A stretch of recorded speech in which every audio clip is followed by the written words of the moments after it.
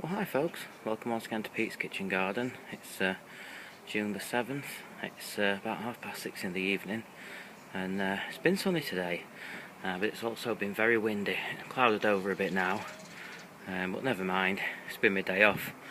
Got a few bits and bobs done out there. Just going to start off by showing you this planter. So, it's starting to look good this. We've got a dahlia, first one started to flower there.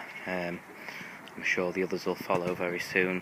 Remember, I had some Impatiens New Guinea in here that weren't doing very well. I've taken them out and I've put this verbena in. Well, I assume it's a verbena. It looks like a verbena, but the plant label just said small plant, which is absolutely no use to anybody whatsoever. But I think it's verbena. Little bucket doing alright. This herbaceous evergreen border. So I've been doing a few bits in here, planted a few more things. I'll not go through everything, not in this video anyway. I'm sorry if the wind starts getting up a bit. It's, like I say, it has been windy all day. It's calmed down a bit now. But yeah, happy with that border. Happy with the summer bedding border. Just loving some of the colour that's coming through. And it's just as good as last year, if not better, to be honest. My potatoes are flowering, so these have been in for I think 2 months and 1 week now. Usually about 3 months, you know, they say 100 days. What I'll actually do is I'll probably harvest the first one of these in another week or two, a little bit early, but because I've got 8 tubs there, you know, if I waited until the full 100 days to empty the first one, well, I mean, that's going to take a family of 3 like us quite a while to get through. It lasts us a good few weeks. You know, by the time I get to the 3rd, 4th or 5th, you know, they're going to be absolutely massive. So start taking the first ones a bit earlier. By the time I get to the 2nd or 3rd bucket, we'll be at 100 days, and then I'll still have all the others to go at. So yeah, we're going to have some new potatoes pretty soon. I tell you, I can't wait. I've really missed homegrown new potatoes. The veg bed's doing great. Beetroot. Try and get in a bit closer if I can. I don't know how clear this is going to be. I've done them in bunches, as I think I know I've mentioned before on more than one occasion. I do tend to repeat myself a lot. This was after watching Dan, Allotment Diary, do this, and yeah, I think it's actually been a bit of an advantage because the birds have stayed away from these. I think because they've been planted as clumps, they're just sort of a larger body of leaves, you know. The birds just seem to have not bothered with them, and last year when I did them, you know, in rows like you normally do, they had a right good peck at them. Overwintering garlic, I reckon by back end of this month that'll be ready. Had great results the last couple of years with it, and I'm sure I will do again. I always overwinter my garlic. Just wish I'd have put 2 rows in. I will do next year. Radish there, so obviously an earlier sowing, a newer one, an earlier sowing of spring onion. Well, I didn't sow them, I planted those out, did them in tubs. But I've got another 3 here that I don't think you can see on camera. They're only about 1 centimetre high, but I've sown them in the same way that I do in modules, you know, in groups, in clusters. Seem to do best that way. My sugar snap peas at the back. I put some seeds in here a couple of weeks ago, and only 2 of them have germinated, so I've just basically put a load more seeds in today. See if we can get a second succession. Lettuce looking great. The clothes prop. Strawberries now, just let me see if I can zoom in on these. Well, I say zoom in, I mean get closer basically. Look, all them strawberries. And these, well, let me just zoom back out again, or step back. These 3 rows are from runners, last year's runners, and they are doing brilliantly. This row here is new plants that I've bought this year. I'm sorry about the noise in the background. It's someone going around with a megaphone in one of the political parties, I don't know which one. No need, I know which way I'm voting. Yeah, the pond. Now I've taken these plants out from the back of the pond because actually, as I've also mentioned before, I'm redoing this pond, and I've actually put a few of them in this border, to be honest, and they're a lot healthier. For example, this Photinia I had next to the pond under the tree there, and it just wasn't really doing anything. And I moved this literally 3 or 4 days ago out in this is a really sunny position, and look, loads of new shoots. So, you know, it's like the old saying, isn't it? The right plant in the right place. Onions. I'm really happy with my carrots. These are the first two rows that I did in between the onions, there and there. And you can probably see there's another row there. Got loads of rows of carrots in between these, and they've all germinated. So happy days. Parsnips, nothing yet. This is where the birds have been using this as a bird bath because it's quite a sandy soil. But to be honest, they haven't bothered where the parsnips are, or on this side. You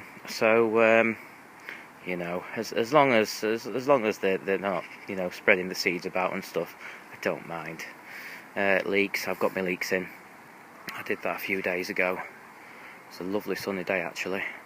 Watered this bed really well because we'd not had that much rain. We have had rain over the last few days, but when I put these in it was quite dry, so yeah, I got them in the strings to keep the birds off, because when this bit was empty, that's the main bit they were using as their bird bath. Obviously I don't want them to do that now.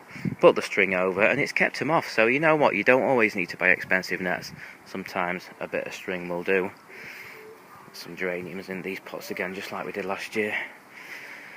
This blackcurrant bush has got starting to get some berries on this border, so I'll just remind you, this is sweet peas here, calendulas at the front, and then I've sown some wildflower seeds in amongst all that. And it all looks a bit messy at the minute, but once it fills out and it's got colour, that's going to be stunning. And this evergreen, little evergreen patch, and everything there's starting to put some growth on, as one would expect. Right, I'm just going to step in the greenhouse now. Close the door. So these are doing really well. Each one of them's got sort of 2 or 3 trusses on them now. Have been feeding these. These have actually had a feed today, and a really good soaking. And sorry about the sniffing, guys. I think I'm starting to get a touch of hay fever. I have to start taking some tablets. It's typical, innit? I'm a gardener and I get a bit of hay fever, but I've got a friend who gets it a lot worse than me, to be honest. I really feel sorry for him sometimes. So yeah, tomatoes, the cordons and the bush variety, all looking great, looking healthy. Yeah, I'm really pleased with them. So touch wood, I don't want to tempt fate, we'll get a good crop off those.